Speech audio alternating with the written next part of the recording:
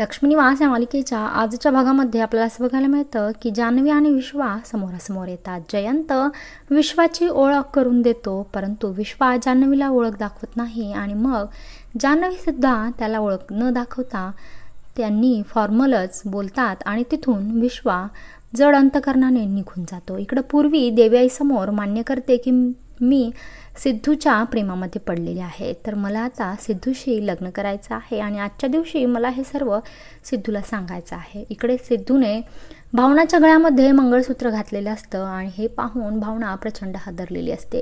ती म्हणते की देवी आई, माझ्या आयुष्यात अजून इथून पुढे तू काय काय वाढून ठेवलेलं आहेस आणि तू माझ्याबरोबर असा का अन्याय करत आहेस. आणि भावना खूप मोठ्याने रडत असते. ती जेव्हा हे सर्व लक्ष्मीला सांगायला आलेली असते तेव्हा तिथे सर्व नवीन जोडप्यांचे जागरण गोंधळ सुरू असते. तिथे सर्वच जण हजर असतात. विश्वासुद्धा तिथे हजर असतो. जान्हवी आणि जयंत गोंधळामध्ये नाचत असतात आणि विश्वा हे सर्व अगदी दुःखी अंतकरणाने पाहत असतो. तेवढ्यात तिथे विश्वाचे बाबा लक्ष्मीचा खूप मोठा अपमान करतात.